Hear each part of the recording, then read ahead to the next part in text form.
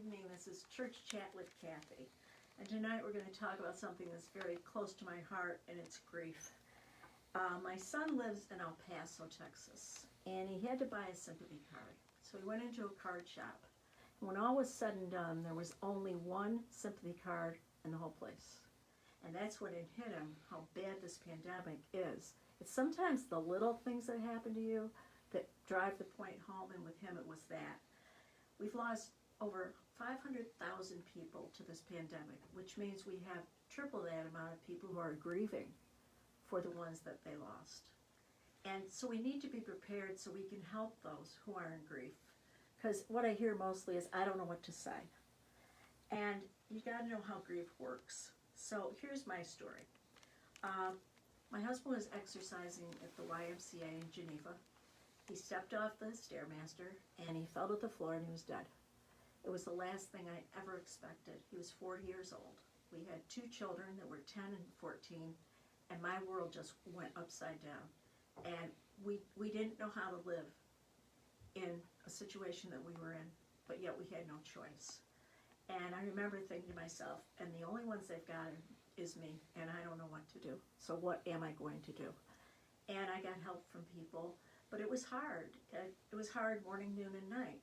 And for the first 3 years, I cried all the way to work every day. Then it took me about 12 years until one day I saw something and said, oh, isn't that nice? I wish Jerry could see that. And then I thought, oh my gosh, I could smile at something. It's a memory of him. And I knew then that I had really completed the journey. And but you know, you go through so much, you don't know how to navigate your presence, and that's very hard. So how do you help the person? Well, first of all, you say things that are more like ministering than you might think. No matter what the person has suffered, you say to them, I can't imagine how you must feel. If I meet somebody who's been widowed, I'll say, I can't imagine how you must feel, because the person, I don't know how long they've been married, what their relationship was like, where they lived, what they did for a living, all that contributes to who you are as a couple. So I always say that, and that helps people to open up. Because when you say, I can't imagine how you feel, then they'll often say, oh, it's just awful, and they'll go into a little bit of detail. So that's one of the best things you can say. And also it gets you off the hook, because then you know you don't have to talk the personal talk. And the other thing is, don't say, call me if I can do anything, because they won't call you, because they don't want to be a burden, because they learn after a while they're a burden on everybody. So they won't call. So instead, like if you're going to the grocery store, you can call and you can say, make up a list, I got to go to the grocery store and I'll pick up whatever you need. And they're more apt to say okay to that. And to say I found, when people say, oh, call me, well, you don't call, you feel awkward about it. So you have to be careful how you word things with people. People then ask sometimes, which is worse, a unintended death or one that's played out with a person being sick for a long time? And this is the thing I came up with. A guy's walking down the street, and here comes a man with a knife, and he knows he's going to be stabbed, and there's nothing he can do about it. That's what it's like to be with somebody that's slowly dying. Now another man's walking down the street, and there's a guy coming at him with a knife, but he doesn't know it, and he gets stabbed. That's the death that you didn't see coming. And so the question then is, who hurts worse? Well, they both hurt, and you can't say one or the other, because it's like I say, they both hurt. And what you have to do is you have to know about what's called the grief cycle. And in the grief cycle, if you picture a circle and it's divided in half, then it's divided into quarters. And you think, and that's the grief cycle. So you have the first part, and that's agony. That's shock, because you've just been told, and you say, no, that can't be. No. You know, my husband would not do that to me, I said. And I was shocked, you know, to my socks. I didn't know what to do. And the next one is the agony. If this lasts one more minute, I'm going to climb right out of my skin. It's just, and you can't even imagine unless you've been there. The third one is negative response, where you just get angry just for no reason, just because life has been so unfair to you. And the following one, the next one, is positive response, where you start to kind of have a good day. But the thing that's bad about this, that there's, first of all, there's the cycles in your heart and it's in your head.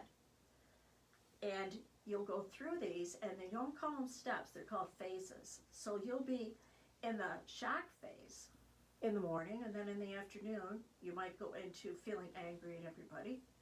And by dinner, you're feeling pretty good. And your head will go through these phases very quickly. But your heart wants what the heart wants, and it won't be able to go through it quickly. And so after a while, you say to yourself, what's wrong with me? I know that I went through agony. I know I went through shock. I know I went through negative response. I know I went through positive response. I know this. Why doesn't this end? Because your heart is broken. When my husband died, my heart literally ached.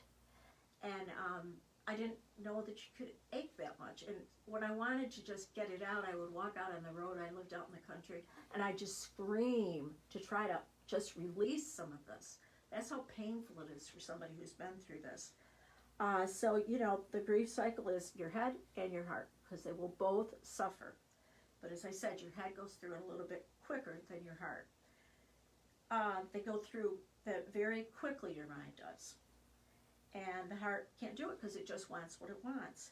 The first year is very, very bad, as you can imagine. But what people aren't prepared for is the second year. And that is when you're having a few good days, and you say, like, Christmas is coming. Well, I'm ready. Got through it last year. And then it comes, and it's like somebody just has punched you in the gut. The problem is, the first year, every day is horrible. So Christmas isn't any worse than, you know, Labor Day. It's just they're both, you know, hard times. Every day is a hard time for you. And so you think, well, I'm prepared, but you're not. You can't be prepared for what you're going through. So the second year is harder. And I tell people that, but I just say, just so you'll know, so you wouldn't think it's just you. It does. So some of the things that you can do, again, are when you see somebody after the event has happened, then you say to them, how are you doing today? Because today might be a good day, or today might be a bad day. But if you just say, how are you? You want to look at the people and say, are you stupid? I just lost my loved one. How do you think I am? When you say, how are you today?